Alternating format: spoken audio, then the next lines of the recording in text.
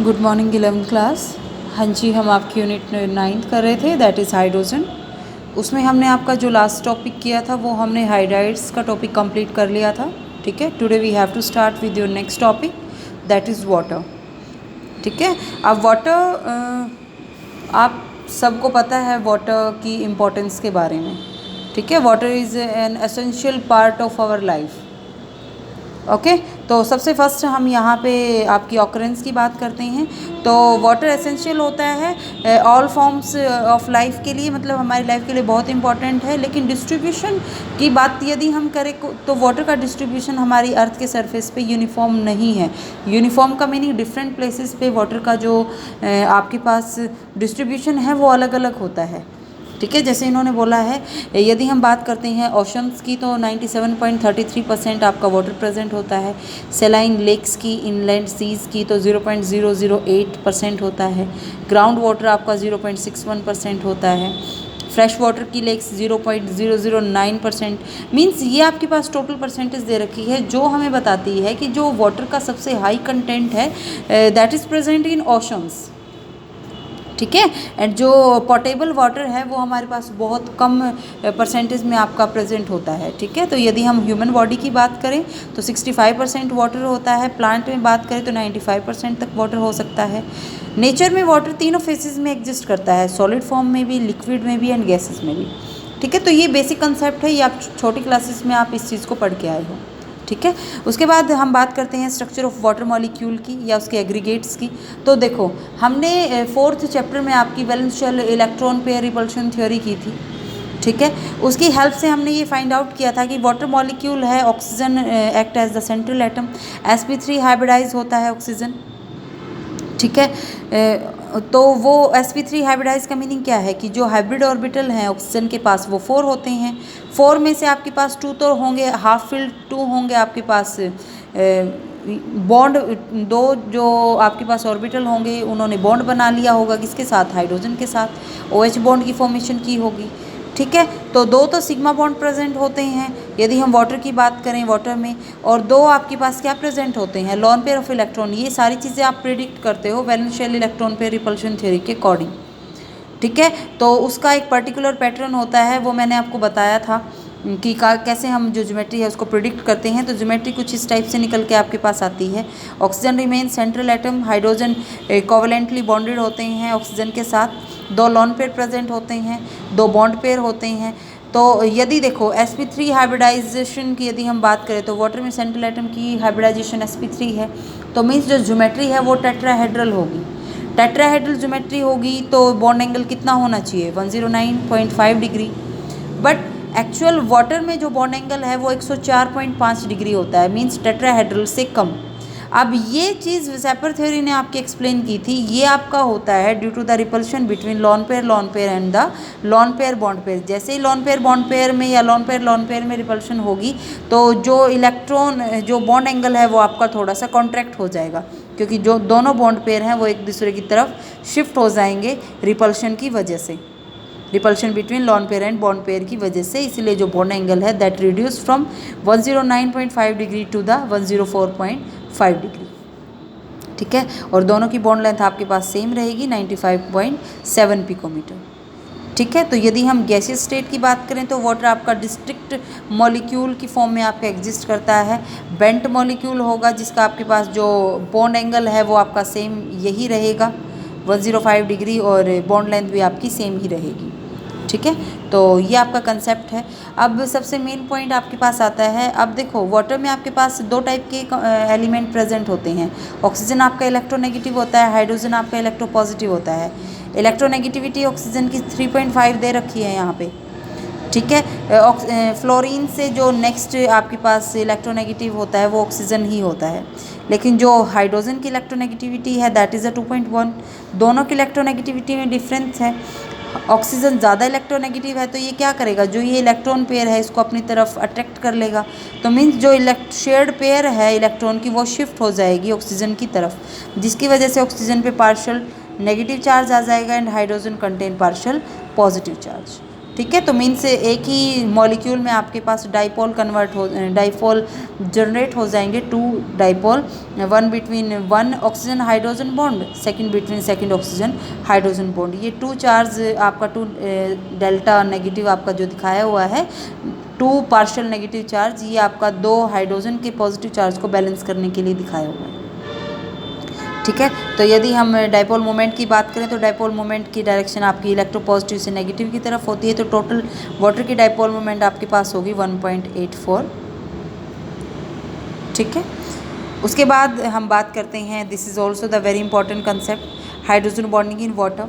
हमें पता है, पढ़ के आए हैं 4th यूनिट में, लिक्विड स्टेट में आपका जो वाटर मॉलिक्यूल है उसमें hydrogen intermolecular hydrogen bonding present होती है। ठीक है, जैसे ये दिखाई हुई, ये लिक्विड स्टेट की हाइड्रोजन बॉन्डिंग है। इसमें जो हर एक ऑक्सीजन एटम है वो आपका 2 वाटर मॉलिक्यूल से आपका जुड़ा होता है through the hydrogen bond, and 2 आपके पास वहाँ पे आपके कोवेलेंट बॉन्डेड जो हाइड्रोजन अटैच हैं ऑक्सीजन से वो होते हैं। ठीक है। तो यदि हम बॉन्ड की बात करें तो जो कोवेलेंट बॉन्ड होता है between oxygen and hydrogen water molecule में, वो तो आपका अभी पढ़ के आए हैं 95.7 पिकोमीटर ही होता है, लेकिन हाइड्रोजन बॉन्ड आपका कितना होता है 177 पिकोमीटर। तो ये distance between oxygen and hydrogen bond की जो बॉन्ड लेंथ होती है वो 177 पिकोमीटर, मीन्स ये वीक बॉन्ड होता है as compare to covalent bond. ठीक है। तो इस चीज़ को आपने अपने माइंड में सेट करना है। ये लिक्विड स्टेट की बात हो रही है, दिस इज़ वेरी इंपॉर्टेंट। यदि हम ऐसी बात करें कि जब आप वाटर को फ्रीज़ करते हो, वाटर फ्रीज़ करता है तो आइस में कन्वर्ट हो जाता है। आइस आपके पास क्रिस्टलाइन फॉर्म होती है वाटर की। अब कंडीशन के अकॉर्डिंग कि आप किन कंडीशन में फ्रीजिंग कर रहे हो वाटर की, उसके अकॉर्डिंग आपके पास टोटल 9 क्रिस्टलाइन फॉर्म आपके पास होती हैं आइस की। ठीक है। और यहाँ पे दे रखा है एटमॉस्फेरिक प्रेशर की, यदि आप बात करते हो एटमॉस्फेरिक प्रेशर में आइस आपका नॉर्मल हेक्सागोनल फॉर्म में लाई करता है, लेकिन यदि आप लो टेम्परेचर की बात करें तो वो क्यूबिक फॉर्म में आपका लाई करता है। ठीक है। तो नॉर्मल हेक्सागन की हम बात करते हैं, यहाँ पे सिंपल जो एटमॉस्फेरिक प्रेशर होता है उसमें आपके पास क्या होता है कि हर एक जो ऑक्सीजन होती है वो टेट्राहेड्रली जुड़ी होती है 4 ऑक्सीजन एटम के साथ। हर एक ऑक्सीजन टेट्राहेड्रली 4 ऑक्सीजन एटम के साथ आपकी जुड़ी होती है, जैसे इसमें भी दिखाया हुआ है। ठीक है। तो यहाँ पे आपके पास क्या होगा, यहाँ पे आपके पास हर एक ऑक्सीजन तो जुड़ी होगी, लेकिन जो हाइड्रोजन प्रेजेंट होते हैं 2 ऑक्सीजन के बीच में जो हाइड्रोजन है that act as a bridge. ठीक है। तो मतलब जो एक पेयर होती है आपके पास, यदि ऑक्सीजन की पेयर की यदि हम बात करें या 2 ऑक्सीजन की बात करें तो उनके बीच में एक हाइड्रोजन प्रेजेंट होती है।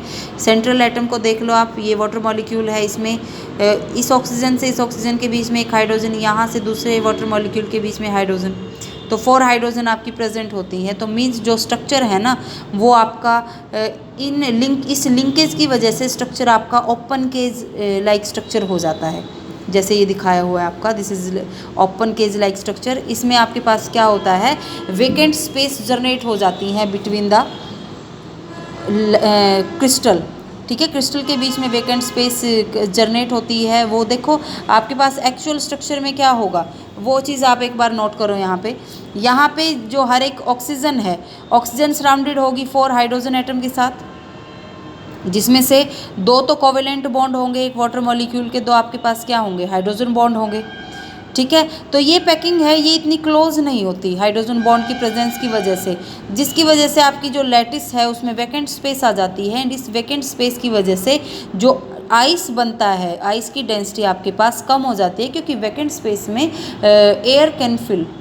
एयर आपकी फिल हो सकती है, जिसकी वजह से आपकी जो एयर फिल होगी तो वॉल्यूम ज़्यादा होने की वजह से डेंसिटी कम।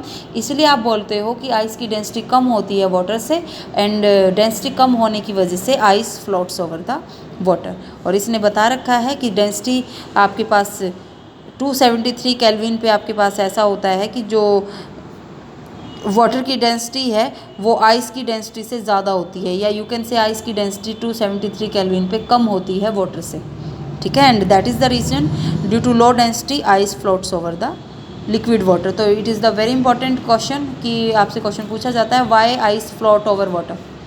ठीक है। तो आप इसमें ये स्ट्रक्चर एक्सप्लेन करोगे कि वहाँ पे जो पैकिंग है वो हाइड्रोजन बॉन्डिंग की वजह से, लॉन्गर बॉन्ड होने की वजह से वो पैकिंग अच्छे से नहीं हो पाती, वेकेंट स्पेस हो जाती है, ओपन केज लाइक स्ट्रक्चर बनता है, तो जो वैकेंट स्पेस है उसमें एयर आपकी फिल हो सकती है, जिसकी वजह से आपकी जो डेंसिटी है वो आपकी कम हो जाती है। ठीक है, लेकिन यदि हम मूव करते हैं 273 केल्विन से ज़्यादा हाई टेम्परेचर पे, तो जो हाइड्रोजन बॉन्ड है मींस वो तो क्या हो जाएंगे, फिर ब्रेक हो जाएंगे। हाइड्रोजन बॉन्ड ब्रेक होते ही वाटर मॉलिक्यूल एक दूसरे के क्लोज आना शुरू हो जाएंगे। वाटर मॉलिक्यूल क्लोज आएंगे तो डेंसिटी आपकी ऑटोमेटिकली, वॉल्यूम कम हो जाएगी तो डेंसिटी ऑटोमेटिकली क्या हो जाएगी आपकी, ज़्यादा हो जाएगी। ठीक है, तो इस पॉइंट को आपने याद रखना है कि जो आपके पास 277 केल्विन है वहाँ पे जो डेंसिटी होती है वाटर की वो मैक्सिमम होती है। ठीक है, और यही आपका रीज़न है कि जो एक्वेटिक एनिमल है वो विंटर सीजन में भी वाटर के अंदर सरवाइव कर सकते हैं, क्योंकि अपर लेयर पे चाहे जो वाटर है वो फ्रीज हो जाए, लेकिन जो वाटर की आपके पास लोअर लेयर होती है उसमें जो डेंसिटी वाटर की रहती है वो आपके पास मैक्सिमम रहती है, टेम्परेचर 277 केल्विन के अप्रोक्स रहता है, तो जिसकी वजह से एक्वेटिक एनिमल सेफली सर्वाइव कर सकते हैं वाटर के अंदर इन कोल्ड वेदर। ठीक है, तो इस चीज़ को अपने माइंड में सेट कर लो। उसके बाद आपके पास नेक्स्ट कंसेप्ट आता है प्रॉपर्टीज़ ऑफ वाटर का। आई होप यहाँ तक आपको समझ आ गया होगा, सिंपल बेसिक बातें हैं। ये क्वेश्चन इंपॉर्टेंट है, इस चीज़ को आपने ध्यान से करना है। ठीक है, यदि हम बात करते हैं सब प्रॉपर्टीज़ में, दोनों टाइप की प्रॉपर्टी आप पढ़ोगे, केमिकल प्रॉपर्टी भी आप स्टडी करोगे, फिजिकल प्रॉपर्टी भी आप स्टडी करोगे। सबसे पहले हम फिजिकल प्रॉपर्टी देख लेते हैं। हमें पता है वाटर आपका लिक्विड होता है, लेकिन दूसरे जो आपके पास यदि हम कंपाउंड की बात करें जैसे H2S वो गैस होती है, तो वाटर आपका लिक्विड क्यों हुआ, क्योंकि वाटर में क्या प्रेजेंट होते हैं आपके पास, हाइड्रोजन बॉन्ड प्रेजेंट होते हैं। ठीक है, तो ये आपके पास डाटा दिया हुआ है, फिजिकल कांस्टेंट वगैरह दिए हुए हैं, तो इनको एक बार देख लेना। प्रॉपर्टीज़ हम डिस्कस करते हैं, तो सबसे फर्स्ट प्रॉपर्टी आपकी दी हुई है कि freezing point, boiling point, heat of fusion, heat of vaporization जो वाटर की है वो एबनॉर्मली हाई होती है as compare to other hydride, क्योंकि ऑक्सीजन आपका ग्रुप 16 का मेंबर है। ग्रुप 16 के यदि दूसरे हाइड्राइड की यदि हम बात करें H2S की, H2SC की, H2TE की, तो उनसे उनके कंपेयर में वाटर की जो फ्रीजिंग पॉइंट, बॉइलिंग पॉइंट है, ये सारी प्रॉपर्टी आपके पास ज़्यादा होती है। इसका एक ही रीज़न है, वो है आपके पास intermolecular hydrogen bonding present in water molecules. ठीक है, उसके बाद आपका नेक्स्ट कंसेप्ट आता है कि आपके पास वाटर की जो स्पेसिफिक हीट है वो भी ज़्यादा होती है, थर्मल कंडक्टिविटी ज़्यादा होती है, सरफेस टेंशन आपकी ज़्यादा होती है अदर लिक्विड से यदि हम इसको कंपेयर करें। इसीलिए हम बोलते हैं कि बायोस्फीयर में जो वाटर का रोल है वो बहुत ज़्यादा इंपॉर्टेंट हो जाता है। ठीक है, कि हीट कैपेसिटी होने की वजह से जो क्लाइमेट का आप क्लाइमेट में जो चेंजेस आते हैं उसके लिए वाटर ही सबसे एसेंशियल पार्ट आपका प्ले करता है। ठीक है, उसके बाद आपका नेक्स्ट कंसेप्ट आता है, this is the very important point, universal constant बोला जाता है वाटर को, क्योंकि वाटर की जो डाइलेक्ट्रिक कांस्टेंट की वैल्यू है वो बहुत ज़्यादा हाई होती है। ठीक है, डाइलेक्ट्रिक कांस्टेंट की वैल्यू हाई होने का मीनिंग क्या, कि ये जो डिफरेंट टाइप के आपके पास ऑर्गेनिक या इनऑर्गेनिक सॉल्वेंट है, कंपाउंड्स हैं, उनको अपने अंदर डिज़ोल्व कर सकता है। ठीक है, डाइलेक्ट्रिक कांस्टेंट की वैल्यू आपकी रिस्पॉन्सिबल होती है for the ability to dissolve most of the inorganic compounds. ठीक है, ये चीज़ आप पढ़ चुके हो, बेसिक चीज़ है। आयनिक कंपाउंड को अट्रैक्ट करेगा through the ion dipole interaction. जो आपके पास अदर ऑर्गेनिक कंपाउंड है वो डिज़ोल्व होते हैं due to formation of hydrogen bond.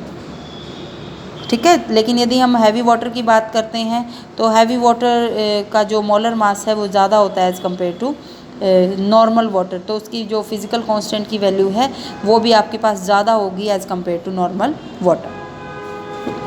ठीक है, तो इसमें आपने फिज़िकल प्रॉपर्टी तक ही ये कंसेप्ट करना था।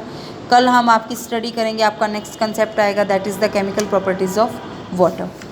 ओके, तो इसमें हम केमिकल प्रॉपर्टीज स्टडी करेंगे एंड एक छोटा सा concept hard and soft water आपके पास क्या होता है वो हम स्टडी करेंगे। ओके, तो इसमें से यदि कोई प्रॉब्लम आती है वो आप मेरे से पूछ लेना। ठीक है, कोई भी दिक्कत आती है तो मेरे को इंस्टेंटली आप मैसेज कर सकते हो। ओके, तो ये कंसेप्ट आपने ध्यान से पढ़ना है। Thank you.